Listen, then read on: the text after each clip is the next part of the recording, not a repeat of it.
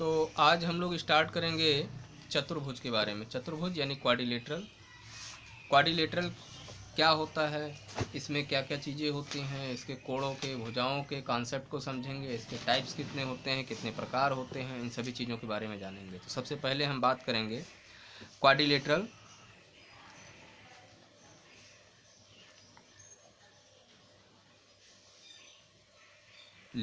Quadrilateral का मतलब होता है चतुर्भुज। क्या होता है? चतुर्भुज। जैसे कि शब्द से ही पता चल रहा है, चतुर्भुज यानी अगर इसको अलग अलग करें, चतुर यानी चार, भुज का मतलब भुजाएं। ऐसी आकृति, ऐसे शेप जिसमें चार भुजाएं हों, उसे चतुर्भुज कहते हैं। अब चतुर्भुज आपका किसी भी आकार का हो सकता है। आमतौर पर लोग मानते हैं कि केवल स्क्वायर, रेक्टेंगल और क्वाड्रिलेटरल यही सब जो है चतुर्भुज होता है। आपका ये भी चतुर्भुज हो सकता है। इसके हम नाम कैसे लिखेंगे? ए, बी, सी और डी। आप ऐसे भी लिख सकते हैं, या आप जो है और भी कोई नाम पी क्यू आर एस दे सकते हैं, एक्स वाई जेड, ये सब भी कुछ भी लिख सकते हैं, कोई बात नहीं है।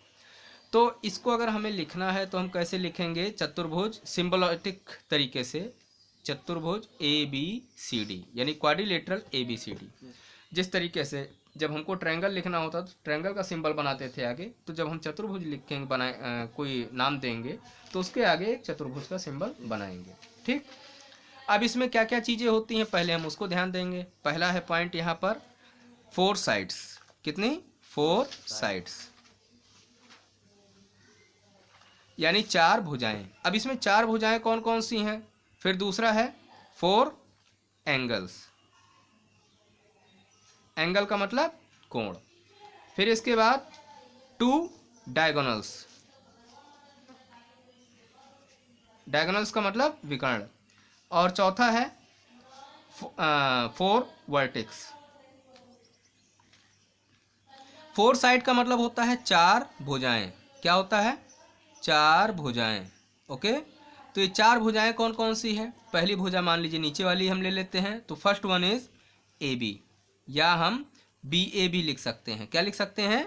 बी ए भी लिख सकते हैं। दूसरी, second one is B C, या सी बी भी लिख सकते हैं।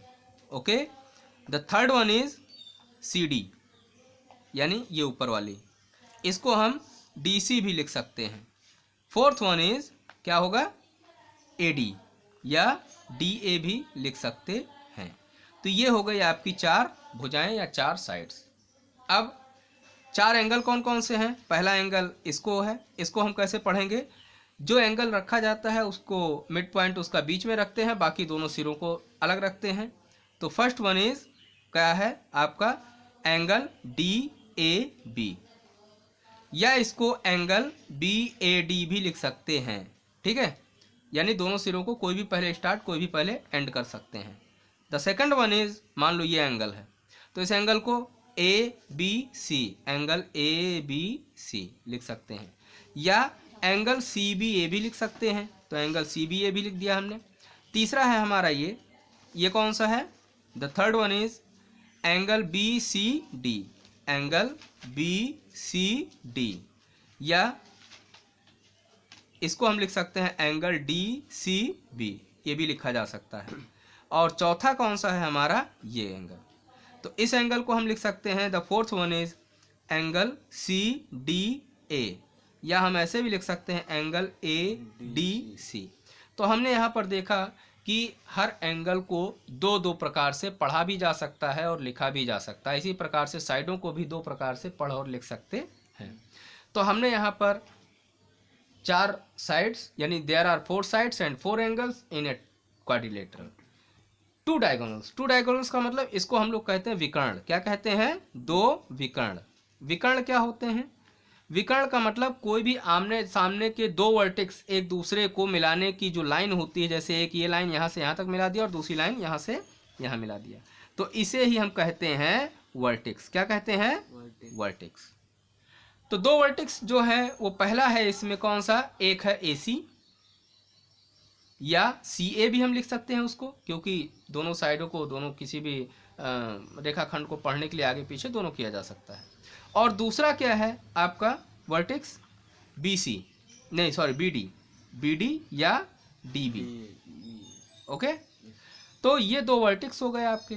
अब इसके बाद है 4 वर्टेक्स यानी कि 4 शीर्ष। क्या है? 4 शीर्ष। अब चारों शीर्ष कौन कौन से हैं? पहला है ए, हाँ कॉर्नर, दूसरा है बी, तीसरा है सी और चौथा है डी। तो इस तरीके से हमने यहाँ पर देखा कि there are 4 sides, 4 angles, 2 diagonals and 4 vertex.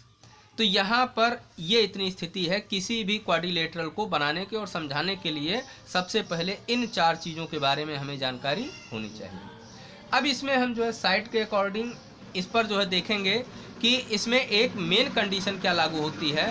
वो मेन कंडीशन क्या है कि इसके सभी कोणों का योग यानी angle A plus angle B plus angle C plus angle D, sorry angle C plus angle D, इन सभी को मिला दिया जाए तो इसकी वैल्यू 360 डिग्री होती है।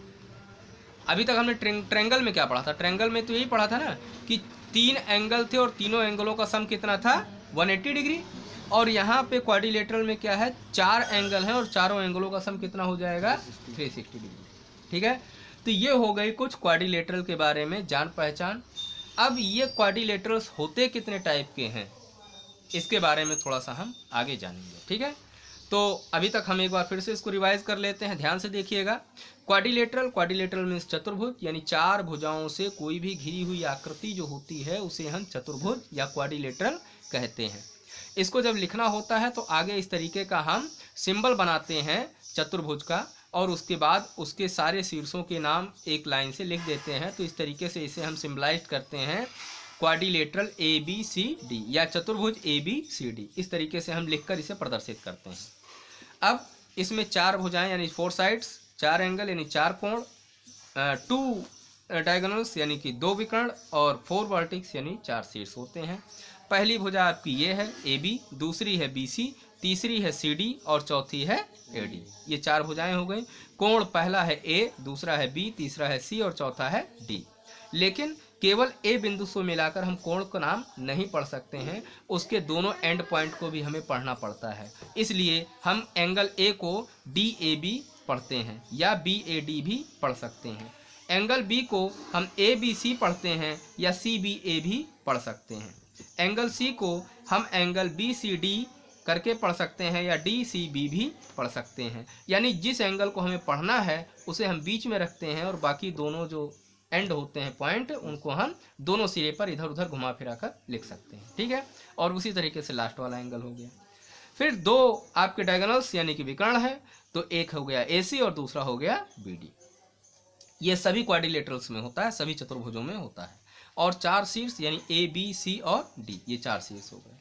और कंडीशन क्या है कि इसके चारों कोणों का योग 360 अंश के बराबर होता है। 360 अंश से ना 1 डिग्री ज़्यादा ना 1 डिग्री कम। कंडीशन है, ये शर्त है कि अगर कहीं क्वाड्रिलेटरल है तो वो 360 डिग्री का सम उसके सभी एंगल्स का निश्चित है, होना ही है। अगला है, हम लोग अब बात करेंगे यहाँ पर कि कितने प्रकार के होते